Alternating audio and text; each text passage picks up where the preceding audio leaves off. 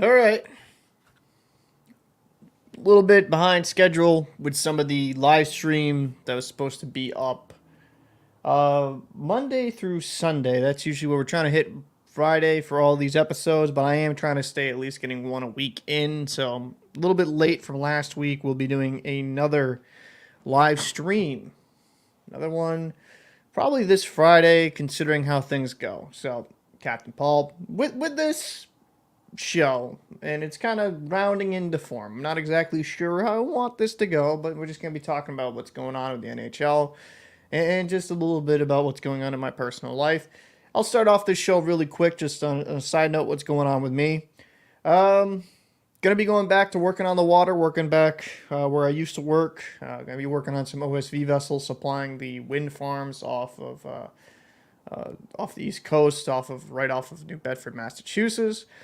So that might affect some of the uploading scheduling. It's a week on, week off schedule. We're near shore quite a bit. I'm going to be getting a laptop. I actually found a buddy of mine who's willing to edit when I'm gone because and just kind of have him splice things together. But there's still going to be hopefully daily content. Maybe might be a week where it slips to maybe just 5 videos out of the week. But as you've noticed and you've been around the channel for quite a bit at this time, I've been uploading quite a bit. I've been opening up at least 2 videos, 3 videos a week right now. So it's been kind of sorry, not a week, 2 to 3 videos a day right now. There's just so much to talk about. So I got a little bit of personal changes in my life. Just did a pre-employment physical, and I'm good to go. I don't do drugs or any of that stuff, so they passed me. So let's talk about the NHL and just kind of the wild start we're getting off to. And I think you'd be remiss not to mention how amazing certain players have been. Alex DeBrincat went from the Ottawa Senators, where it wasn't a terrible season, but he's really having a fantastic start. He's just been great. Him and Larkin as a combination are one of the best right now in the NHL. And I feel good for Larkin because I feel like he's one of those players that gets a bit underappreciated for what he is. Larkin's a very good number one center on a team. I'd love to have him on my team for sure. And getting him a weapon on the wing, you're kind of just seeing him flourish really nicely in that position. Now, Detroit's been really good. Some Detroit fans got a little mad at me because I said they survived in that game against Ottawa, but I was more referring to surviving that first and second period surges where Ottawa was kind of controlling the play. But I mean, hey, one word freaks you out. I mean, it is what it is. But yeah, it's been an interesting start to the season. Another note to talk about is McDavid. McDavid is going to be out for a week or two. How I found that out, funny enough, is I was on Facebook and you had some of those hockey pages saying shocking, terrible news for the Oilers, and I'm thinking like McDavid got something serious because I was like, wait, I didn't read anything coming across the docket that was huge. And yeah, it's just a week or two, McDavid. And I don't think that's a bad thing. Get him right. It's early in the season.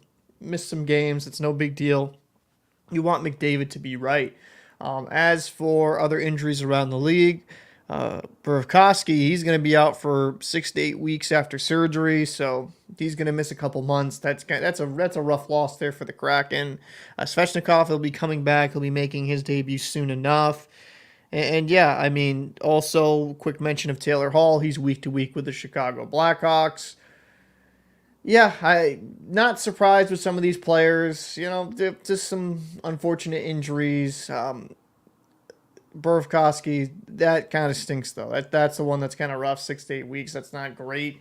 Seattle is a team that has not had the greatest start to the season. I still think they can definitely turn it around, and they're going to be missing him quite a bit. Now, I have to say, the season has been interesting in this aspect. We have a lot of teams, and I'll share it here on screen. We have a lot of teams that are kind of, I would have to say, doing far better than I expected off the rip. If it lets me share this, please. Yes, it will. Some teams that are doing better than I expected. Now, if, listen, I'll own my picks. I always do. I think, being accountable for your picks is what it is. There's like the Bruins schedule. I'm not saying they're playing dynamite teams. I'm not saying they're playing the best in the NHL, but 5-0 is a really good start for a team that I thought would struggle due to the lack of center depth. And Matt Patra has looked good, looked really good, calm with the puck. And he had 2 goals last night. The reason we win against the Ducks is because of Patra. Patra was fantastic in that game. And while there's moments you can definitely tell he's a rookie, uh, I don't think there's a way you send this kid back down. Matthew Patra's been far too good. I think he's your best option to keep in that top 6. Ideally, what I think the Bruins, I don't know if they could figure this out with cap. Ideally, it'd be nice if the Bruins could add another piece, like add a winger, like a higher quality winger, maybe kind of take a little bit of the burden off. Morgan Geekie has done well and admirable at that second line role, and I think JVR got a little bit of a shot at that as well. I think we have a very good top 6, but I think we're missing one piece, and I think if you're going to keep Patra at the center and not move him to wing, probably trying to get an upgrade on wing would be an idea. But I think the Bruins, all things considered, are off to a good start. Some offensive questions definitely, but yeah, they're starting well. Detroit's one of those teams. And Detroit, Ottawa. Ottawa it was not a good game for them in some regards against Detroit. But Detroit and Ottawa are a team. It's very early in the season. Pleasantly surprised. I feel like maybe I picked a couple of these teams like too early last season. I thought Ottawa would have done better last season. I thought Detroit was going to be one of those dark horse teams that can make a wild card and maybe make a deep run because of the talent on the roster. James Reimer has played really good. Ville Husso has played really good for the Red Wings. For the Senators, they have a guy there where with Korpisalo, he's a steady goalie, and Forsberg's a good backup as well. And even, the Montreal Canadiens, 4 games played, 2-1-1, pretty solid. Rest of it, if I was gonna say, I'll go by division. But a team that kind of, I would say, has disappointed me thus far that I thought would be far better is the Buffalo Sabres. When I'm watching them play, it's just so they have so much talent on paper, but it can be a little bit undisciplined at times. Like when I saw them play the Rangers, it just looked like 2 different teams, like 2 different caliber teams. And I don't think there should be that much of a gap. Are you asking too much from a young Devin Levi to carry your team? Possibly, but that's kind of the hand they're given. Do I think the Sabres can kind of shake it off? Yeah, they have the talent. I think the Atlantic's extremely deep division, a team that's also kind of underperformed. The Panthers, I think the Panthers should be a little bit better than they are. Tampa Bay, I'm not as surprised with Vasilevsky being out. I thought they would have a little bit of a dip just because, that's a big hit in your goaltending position. Vasilevsky considered like one of the best goalies in the NHL. So am I really surprised with the Lightning kind of being 2-2-2? Not really. Montreal Canadiens, it's a pleasant, that's a solid 500 record. Going into the Metro, the Flyers. Got those Philadelphia Flyers. Maybe Tortorella's, going through people's phones and, digging up like, oh, no, he's not Babcock. But yeah, Flyers are a nice little surprise as well. Rangers, Blue Jackets, that's really good for that organization. The Blue Jackets have been kind of the punching bag of the Metro. I hate to say it that way, but they really have been. They got their guy in Fantilli. Carolina Hurricanes, I feel like some of that's just injury woes and a little bit. I think Carolina will be able to turn around so early in the season. Islanders, solid. Rangers. Devils okay thus far. Pittsburgh 2-3. With some of the veteran players on that team, I expect them to kind of turn around. Like the Eastern Conference, extremely deep. The Washington Capitals, for me, this is a team going into the season. I'm like, yeah, they're going to be pretty poor just because there's not much talent. Ovechkin has kind of had a cold start to the season, and some fans are legitimately worried with Ovechkin. Legitimately worried with Ovechkin if this is going to be a kind of a theme of this season. He's getting older. Is he gonna take a little bit of a dip in production? And 2 assists on the season. I saw one video saying that Ovechkin's washed or something of that regard. I think it's a little too early to go that far in your predictions. I'm not gonna name the channel because I don't like bad mouthing other creators. I don't. But he said they were washed and well, Ovechkin's not gonna score many goals this season. Like really standing on that. And I was like, yo, like I respect it, but I think Ovechkin's had a proven track record of scoring 40 goals in so many seasons. You could see him go down to 30, maybe 20, but to say that he's just completely washed and he's not going to score anything this season, a little bit of a stretch in that regard. Let's see. Going into the Central and people that are just joining in, I'm just kind of go through each team's kind of some pleasant surprises and some teams that I think are underperforming. And yeah, it's early, but hey, why not? The Colorado Avalanche, 5-0 record. Am I surprised? Not really. I think Colorado Avalanche is one of those teams that should. They're a Stanley Cup contender, but they should win the Cup this year. They have everything you want. You have a good goalie in Georgiev. He's a workhorse. You have great defense. You have a great forward core. Yeah, I mean, the Avalanche are playing kind of how I expected. Dallas Star, Arizona. I've liked when I've watched some of their games, and I've kind of had to rewatch it, like in the on demand on ESPN Plus after the fact when I've missed a game. I like what I see. The youth, Logan Cooley, Clayton Keller, Maselli. I just there's so much young talent. Valimaki, is he technically young? I forget if he's mid-20s. I don't want the defenseman, but like they got some guys on there that are very solid. Vamelka in goal. I kind of like him quite a bit, just coming out of nowhere a couple of years ago at this point, and he's solidified himself for the NHL. I'm hoping Arizona has a good year. They're still an organization in flux due to the whole Tempe situation, but yeah, the Coyotes have been a nice little surprise thus far.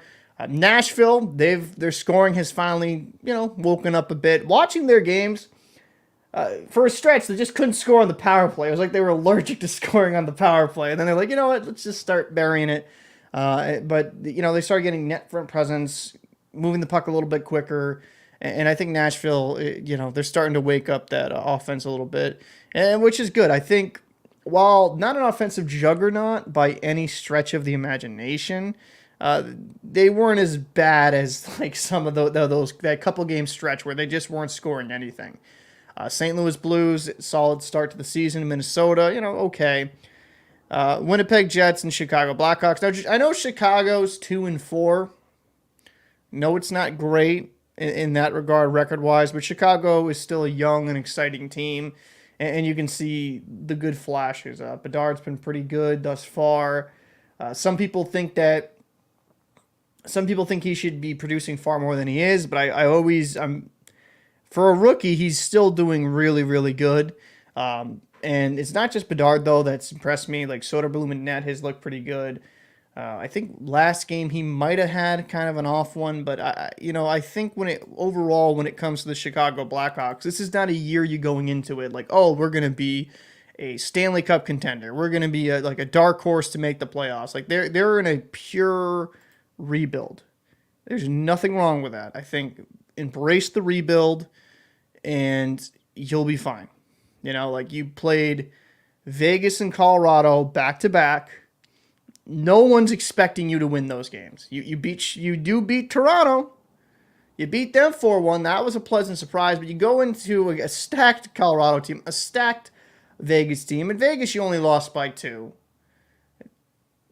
I'm not mad at what I'm seeing from this young Blackhawks team. There's potential here, and I think that's the big thing. Like it's youth and it's potential. And I like it, I know some people aren't a fan of Chicago because of everything that happened, and totally understandable, but I can't blame what happened from former management or former people involved for the people there now, So I want to be fair to them. I don't want to lump them all into that disgusting behavior which happened before. That's just not fair to them, and, like, it's not fair to the fans either. Like, I know a lot of people didn't want to see Bedard go to Chicago, and I can understand that. I'm not going to argue that, but there's just so much. There's so many passionate fans, and there's people that have nothing to do with that. What happened back then, I don't think they should be punished for the sins of other really messed up human beings. If I'm going to be quite frank with that, the team for me in the in the Central that I think kind of underperforming. Winnipeg, they won their last game, but Winnipeg, Minnesota, hoping they right the ship. But the Central's kind of deep as well. Central's going to be one of those organizations, one of those divisions is deep. I think Arizona will eventually kind of come back down to earth. Probably same with the St. Louis Blues, but hey, who knows? Good start to the season thus far. And look at them Vegas Golden Knights. They won that cup last year, and they're like, well, we want to run it back. 6-0 start. They look good. They look good. Solid goaltending.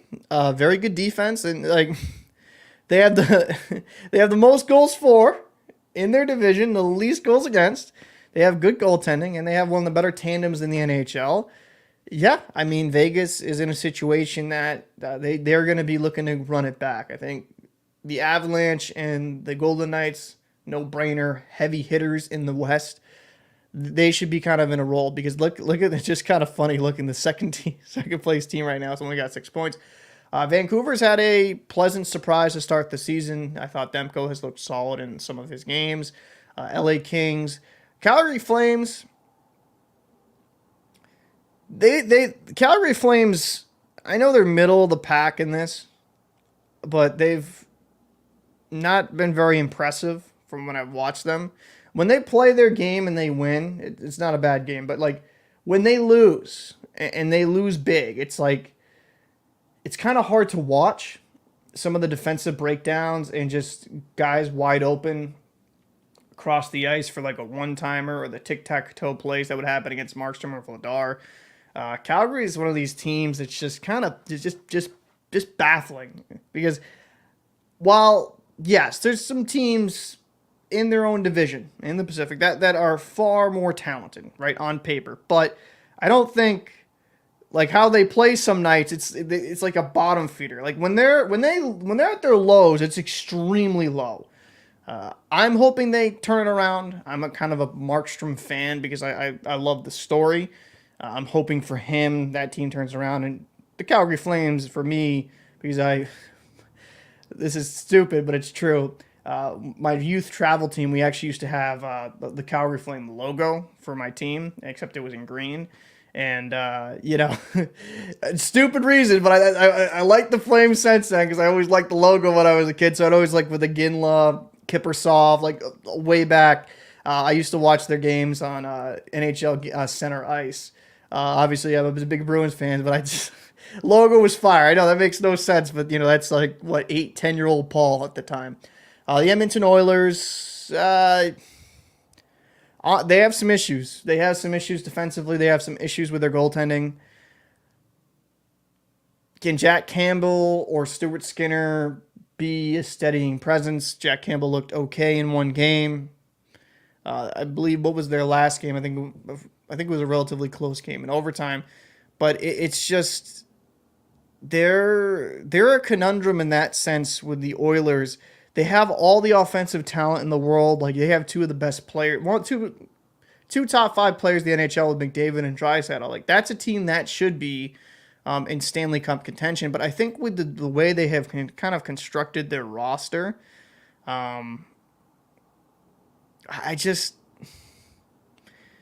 it's hard to buy into them in the playoffs in that regard. It's hard for me to buy into the Edmonton Oilers just due to the fact that I like Ekholm. I like Evan Bouchard. I think he's going to keep getting better. But the bottom pair I'm not the biggest fan of, and their defensive structure can be really, really poor. And it's hard for me to buy into a team when I can't believe in their defense. And then their defense is kind of average to below average. And then you get to their goaltending, and it can be downright horrific some nights, right? Campbell looked, pretty decent. I'm hoping he can kind of have a bounce back year. Stuart Skinner had a solid year last year. Hopefully he can, maybe take a next step, kind of feel confident coming to his own. But the Oilers, while I think they'll be in the top 3 eventually in this division because of their prolific offense, when they get to the playoffs, is the other pieces outside of Draisaitl, outside of McDavid, enough to get them the distance? That's the honest question for me when it comes to the Oilers. And I don't like speaking ill of teams. It's a question mark. I'm hoping some young defenseman proves me wrong. I'm hoping I'm hoping Nurse like just shuts me up and shows me that he's worth that 9.25 billion. I'm hoping that's the case, but until he does, that's just going to be the question mark. They have so much offense; they should be in the top three in the Pacific, but with their defense and their suspect goaltending, I can understand.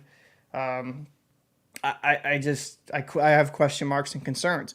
The Seattle Kraken, not a great start to the season. 1-4-1. If you're not a fan of this channel, low quality Bruins fans, I'm in his Discord. I'm kind of active. I have my own Discord.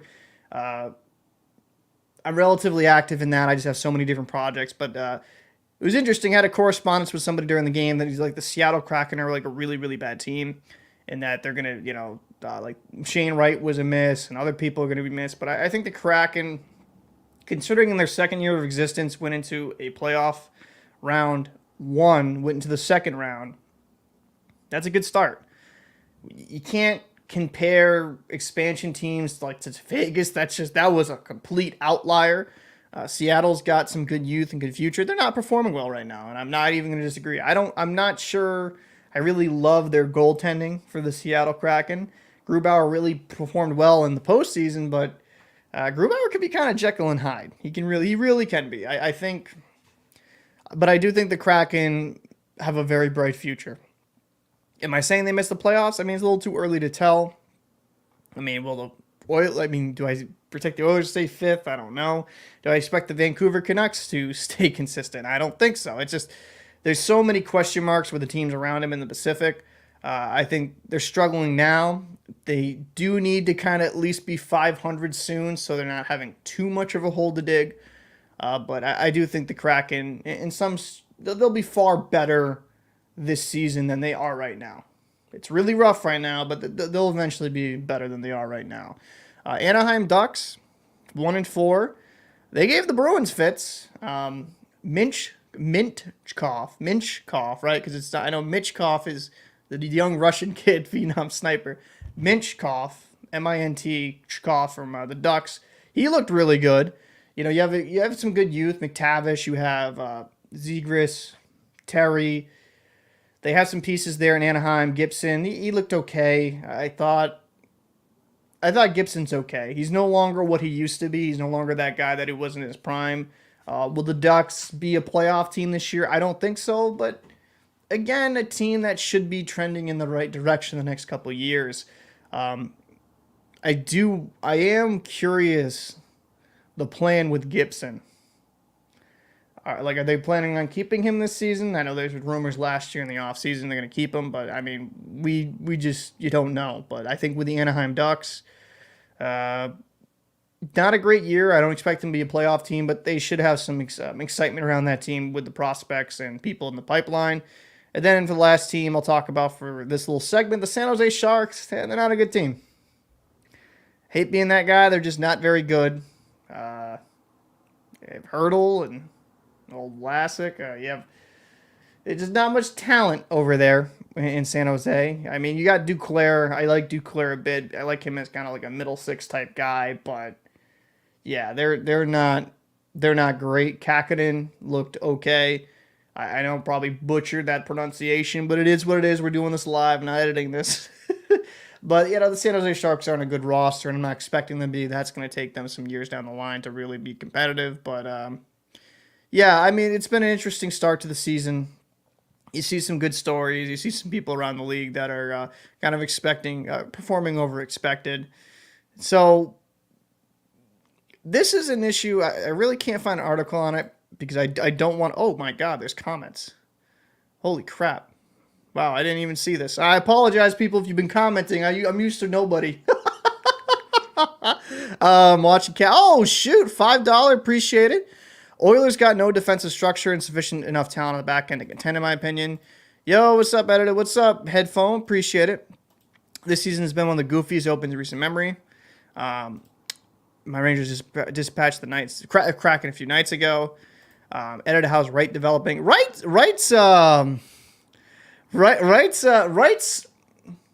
This is my philosophy with young players, and this is where this is where I feel. I don't I don't call them bust after like a year or two after their draft, even 3 to 4 years, right? Because there's some teams, I mean some players, excuse me, that just take a little bit more time because they need to address certain, like maybe some physical like muscle they need to add on, or maybe they need to work on their skating, right?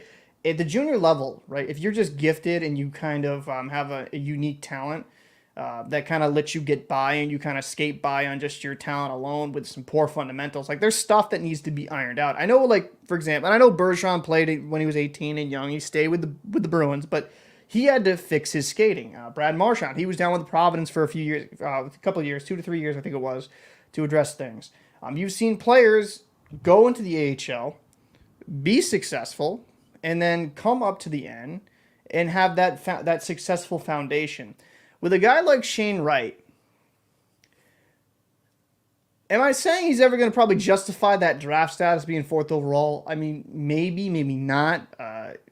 I think you're looking at a guy that should be at least a second line center if things go well, if he puts the work in. He was taken that high for a reason. We're not that far removed from him being drafted. At one point, he was considered the consensus number one pick in that draft. There is potential there, but it's up to him and it's up to the organization to develop him well. Now, last year with Seattle was interesting. They kept him, put him on an AHL conditioning stint because there's that junior CHL agreement with the NHL where if players aren't going to be in the NHL, they can't play in the A. They have to go back to junior, right? Which is, I know, kind of peculiar, but it is what it is. That's the agreement the NHL has with them. And he looked good with the Coachella Valley Firebirds down the A. Personally, my opinion, just, he went back down to the AHL. Let him develop. Let him have his time. Let him play some games. That's going to be the big thing for me with a guy like Shane Wright. We don't know. I think you have some guys come in like Bedard. He's going to be NHL, right? He's going to stay in the NHL. He shows the flashes. But there's going to be other players just like Shane Wright that might take a few years. I'm not giving up on him yet. I think it's far too early. I still believe in guys like Lafreniere. Is he going to justify that first overall pick? Probably not, but he should be at least an effective top 6 winger, right? That's what you're hoping for, because at the end of the day, these guys get drafted when they're 18 years old. And, not every person has the same maturity level at the age of 18 that some of these guys find success, right? Some people just need, like, it's a growing up process. And maybe, waiting, like playing a few years in the AHL, playing against grown men, learning how to be a professional, doing it away from I would say, the prying eyes of the NHL media would probably be best for him. Like, I have the AHL.TV subscription service. I watch the AHL games when I can. I usually have to watch them on replay just to be transparent because it's like there's NHL games I'm watching, but I like to watch the AHL, see the prospects. I watched Askarov play the other night for the Milwaukee Admirals. I just think it's good for players to maybe be outside, for some players to be outside that spotlight and develop in the system. Let's see. I was watching the Bruins Ducks last night, and those fans would absolutely, yeah, they did. Bruins, probably about my, yeah, I'm not used to this many people in the stream. I usually don't stream, so when I just do it off a whim. But yeah, I think that's kind of my philosophy. Now, there's been another conversation about Pride Tape being banned in the NHL. Now, I'm kind of infamous for my opinion on some of this stuff in the NHL. I'm just going to be clear. I don't care what players support do in their own life or own time. I don't care. Just don't make it mandated from the league. I just, that's my thing. Now, do I think it's a big deal? If a player wants to wear Pride Tape, who gives a shit? Personally, I don't think that should be a finable offense. That's just my personal opinion. He wants to do that, do that. I don't care. I saw that was kind of a story going around. I really didn't care in that regard. For me, just don't make it a mandate. If players want to individually show support, let them do that. I think that's perfectly fine. That's perfectly fine to me. When it kind of comes down to it, is just don't have anything league mandated. And that's been my stance on a lot of things throughout the years when it comes to military nights, cancer night, stuff like that.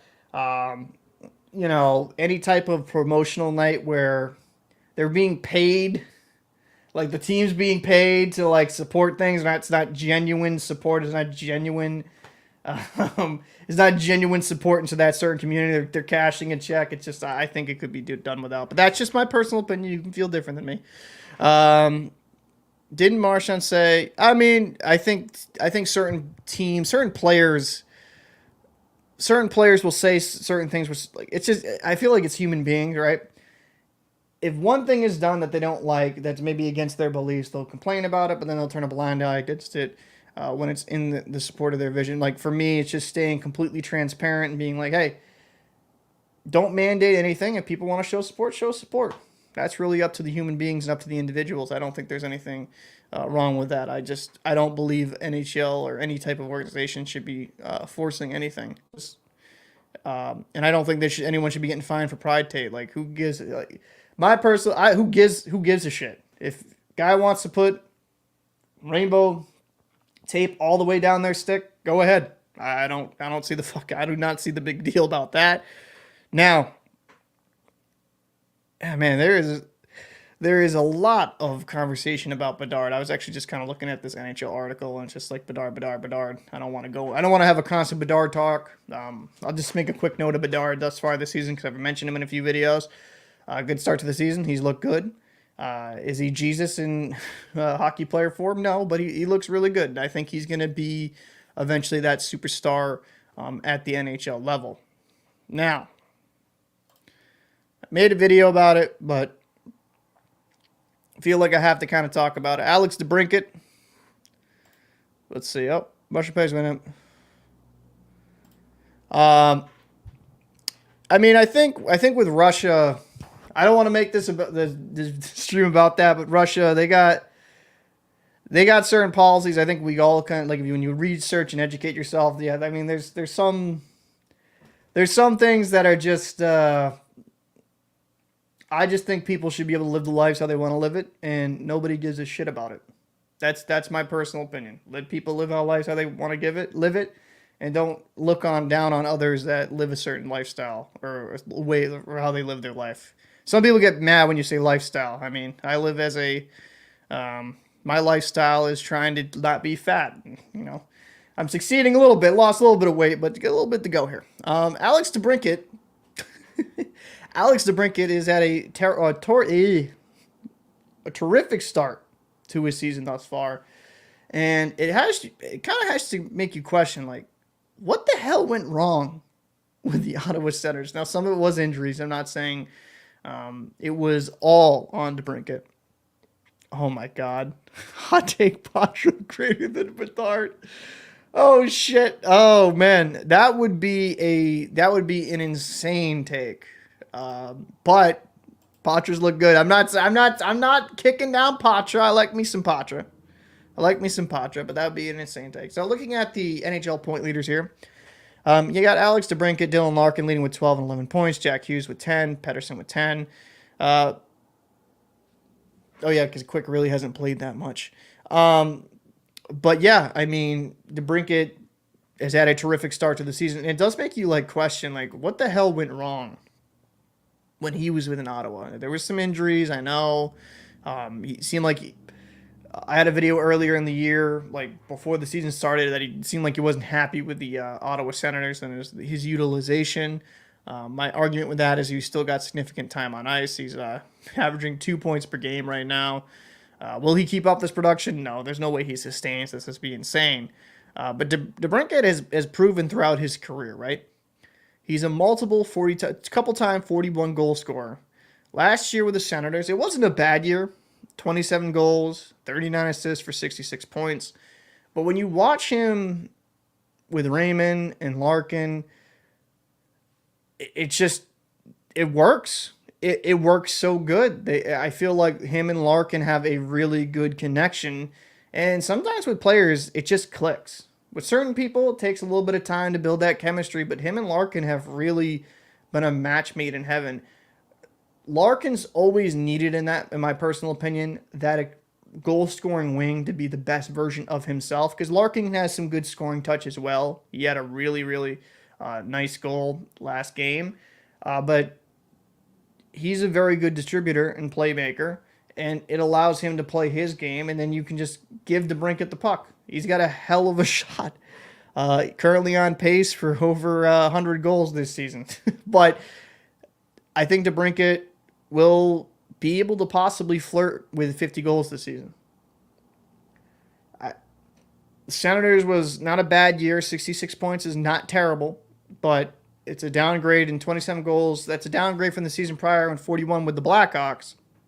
DeBrincat should be in the situation where he's considered one of the best goal scorers in the league. Ottawa just seems incomplete. I don't know. What the hell is wrong with that? He was on pace. Yeah, I mean, Matt, I know, right? Matthews, oh, damn it. Cooling down a little bit too much. Yeah, for him, he's a smaller guy, but he knows kind of his role. He's not some big physical presence. He's just got a really good shot, pretty good skater. He's 25 years old. The Red Wings got him on a relatively decent deal, too, because when you look at DeBrincat, I'm actually going to pull up, I'll just do this actually right here in this tab. When I pull up Cat Friendly, because I want to make sure I'm not speaking completely out of my ass here. When I pull up Cat Friendly on DeBrincat, the Detroit Red Wings, back in the day when I'm so used to them being in the Western Conference when I was younger. I mean, 7.87 mil for the next, 3 more years, essentially. 3 more years for DeBrincat until 2027. That's really good for a guy that's going to be around a 40-goal scorer clip. Like, that's really good, affordable. And that's a good thing with Stevie Yzerman. Like, he's very, very good at finding players that might not be in the right situation and kind of, maximizing their talent. I like what he's done with that whole Detroit system. Like, I think Costa's going to be a really good goaltender when he eventually is ready to go. But, yeah, I think DeBrincat's on an awesome tear. I expect that to continue. I wondered about the goaltending situation with Husso and Reimer, because Reimer was still on such a bad team with the Sharks for the last a year or two. Was it 2 years? About 2 years. But they both looked steady, and I got to give it to them. They've both looked pretty damn solid thus far to start the season. And when you look at this Detroit roster, you got Larkin, you got DeBrincat, you got Raymond. That's a really good first line. I think Rasmussen, did he get hurt last game? But, TJ Compher, they brought him in. He was very, very good. He wanted a more expanded role. He's a very good second-line center. You got Andrew Kopp, kind of a guy who can play wing and center. They brought him in as a center, though, when they ended up getting him before. Perron, good net front presence. Veleno, Sprong. I really do like Detroit's forward group. They're all producing right now. They're all looking good, and it's just a nice match. And Goss to spare for the defense. 6 points in 6 games played. He's looked really good on the offensive side of the ice, like really, really good. It's been nice to see. Goss to spare is one of those guys at $4.125 billion. That's a really good deal for what he's giving you right now. Is he going to keep up a point per game pace? Most likely not. He'll slow down. But he's very, very active. That's the one thing I've noticed with Detroit. They're active. I mean, Satter, I've noticed, has been active. I've seen Wallman got a nice assist off a shot from the point.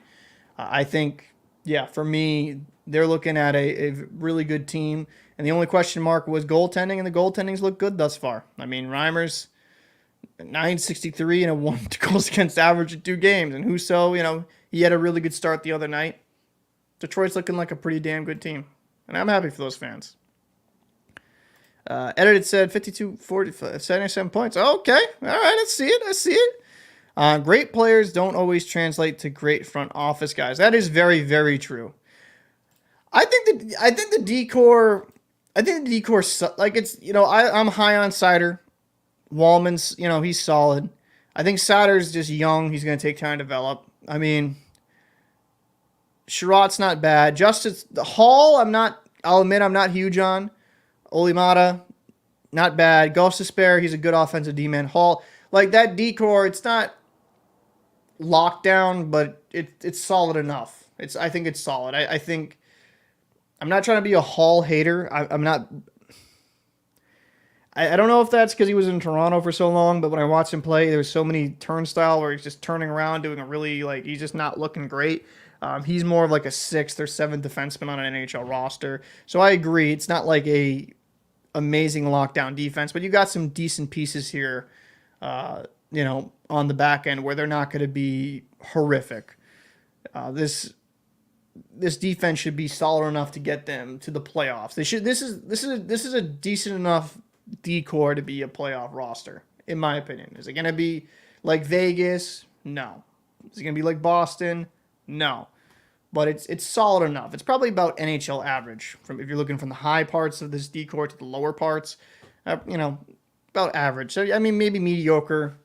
It's a harsher way of putting it, but I could understand what you're saying there. Leaf fans in the distance screaming. Absolutely. They're always screaming. Leaf fans are, this was actually an interesting thing. I did kind of notice. So Ryan Reaves, I'm going to see if I can I'll take this off the screen for a second. Ryan Reaves the other night got into a physical altercation. I'm going to try to actually find that. I'm going to find that tweet real quick. Ryan Reaves was brought into Toronto for what?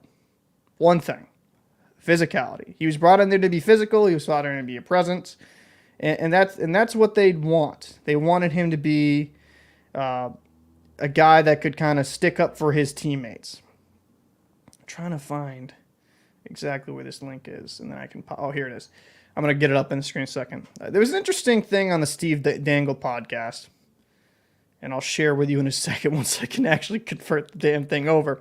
There was an interesting thing about the Steve Dangle podcast about Ryan Reaves, and let's actually have a conversation about that, because he was brought in there to be physical, to protect players, protect star players. Nylander someone took a run at Nylander, and they weren't happy about it, which I could understand. Ryan Reaves is one of those guys that you bring in for a certain situation. And pulling on my headphones. Okay. I got it up here. Be up here in a second. Guys, this was a spur-of-the-moment live stream because, living the dream here. So let me just switch this over to... If it will let me. Jesus. Okay. Headphones. Thank you. All right. Let me switch this over. Shit.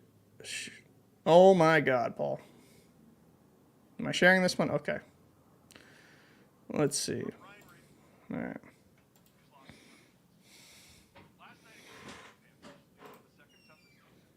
And from behind, there's no penalty. Be smart if I shared the damn page, huh? All right, let's go right. Ryan Reaves lost a ton of points this week. Last night against the Florida Panthers, Leafs were the second toughest team. Nylander was run from behind. There's no penalty. What happens when someone is run from behind and there's no penalty? In hockey. You have to fight someone. Usually. Yes. So, what is Ryan Reaves supposed to do? Instigate a fight and put his team short? Yes. Game 4 of the regular season, someone hits one of your best players from behind and there's no penalty call. Your next shift, you confetti gloves and beat the fuck out of that person. Steve, are you condoning this, condoning that? No, I'm just not a naive idiot. And instead, less than 7 minutes played, 2 hits, -1, took a penalty. Fuck are you doing out there? What's the point of having Ryan Reaves if it isn't for this? This was the exact team in the exact scenario that we hired this man for. Go out there and do something about that hit. Okay. All right. So, good little clip. For me, when it comes to Ryan Reaves, you do bring him in for a particular situation. You bring him in to fight, to stand up for your players.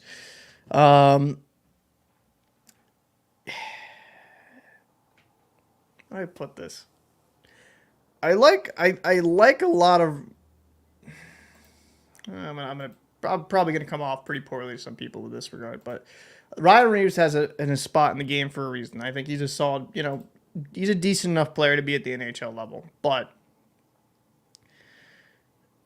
when you're looking at Ryan Reeves, he's a physical presence. He's going to be a goon, right? And yeah, he should stick up for his teammate. That is probably something he should have done, right? Maybe kind of drop the gloves, kind of fight. But looking at this Maple Leafs roster, I mean, outside of it just can't be just one guy, though. In my personal opinion, you got to have your teammates stick for him, stick up for each other. I mean, Ryan Reeves is a guy you sign for $1.35 million for his toughness till 2026. He's -4, 5 games played. He's an older guy, a little bit too rich on that contract, in my personal opinion, for what he gives you. The Leafs, I try not to cover the Leafs too much because there's so much media coverage of them. I feel like in the NHL they're like covered so damn much. Like I don't really need to add too much unless I'm watching a game and just feel like talking about them. But you know, the Leafs are a team that brought in some good additions. They brought in Bertuzzi. I think Max Domi, for what he is, he's solid enough. I mean, is he ever going to be a number one line guy? No, but I mean, okay enough in a middle six role. Bertuzzi, he's struggled mightily. I'm thinking he'll turn it around, but he's not looked good. Maple Leafs fans already want to trade him. But Toronto's got talent on this roster, and I do have to say this. John Tavares is hated by a lot of that fan base because of the contract, and I understand that. But he's got 2 goals, 7 assists for 9 points. The new toys that you just signed combined, 4 points. So, I mean, maybe grass isn't always greener. I mean, a player, you kind of see him in moments and you don't, understand that there's also negative parts to their game. I just think that's kind of funny. I'm not saying, Tavares is the perfect hockey player, but hey, he's tied for the lead in points on the Maple Leafs with Willie Nylander. Can't be doing that too bad. And some could argue 7 assists, only 2 goals. But hey, still getting on the board, still creating. I feel like that's a player that's so much maligned in that market. Is he a number one center? At this, I think actually on some teams he could be. But yeah, I mean, he's properly slotted probably into that second line role in like a Stanley Cup contending type team. But I just quick little aside for there because I've seen a lot of Tavares slander, how he's a garbage player, how he's not that good. But when you look at him throughout his career, he's just been steady. He's been a steady player. Some people expected him to be like that guy that could bring him home a cup and be that kind of driving force. And looking at his career overall, 984 points in 1,034 games played. That's a solid career. 429 goals, 555 assists. When I'm looking at this team overall, when I'm looking at Toronto, I've looked at his stays with the Islanders when he was a long-term fixture there. He's been a very good player. I mean, even in Toronto the last few years, right? A couple of seasons ago, 79 games played, 27 goals, 49 assists for 76 points. Last year, 36 goals, 44 assists for 80 points. A point per game. I can't be... Could you argue he's a bit overpaid when he came over to Toronto? Yeah, you could make that argument, I guess, but he's still effective. And some of the coverage of him, like he's some washed garbage, I think it's a bit of a stretch. Let's see. Klingberg is a yikes, though. Yeah. Klingberg can be very up and down. Kratos says, do you think the Bruins win the Stanley Cup this year? No. I'd love for that to be a reality. I love that to be the case. I love that to be, I would love to speak that into existence, but no, I don't. I think there's a lot of other teams like Vegas. I think better than the Bruins. I think the Avalanche are better than the Bruins, and it's not because I don't think they could surprise some teams, right? I mean, we just saw Florida go on that amazing run. I do. What's up?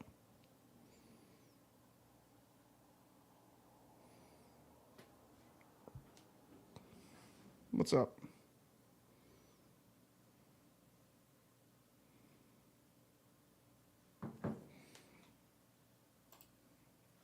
I do kind of like look at them in this regard. But yeah, I mean, like the Bruins, I think they're a solid team. Apologize that text. Uh, I think the Bruins are a very solid team. I think Patra, maybe in a couple of years, you could kind of have that conversation. I just think it's going to take him some time. But I mean, who knows? The Bruins have really been surprising thus far and done really well.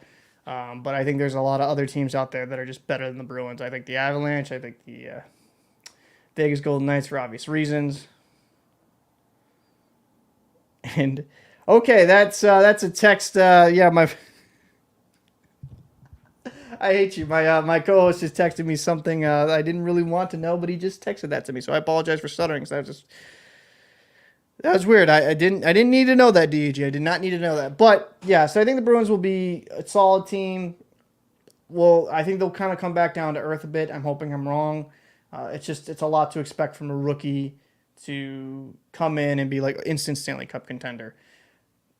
But this is going to be kind of like, this is like a freelance next week, or I'll probably make another stream some point this week. I'm going to be a little bit more organized.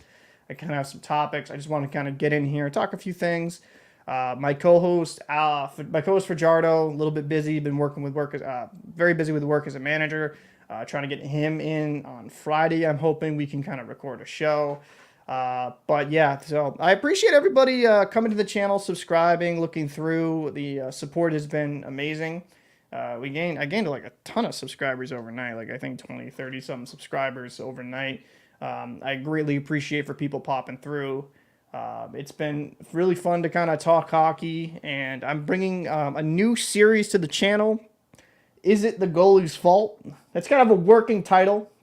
I'm working on an episode now where goalies have statistically bad games, and then I kind of break down like the actual goal and how the thing's built up. And is it goalie's fault? Like how many of these goals were on the goalie, and how much of this was just poor defense in front of him, right?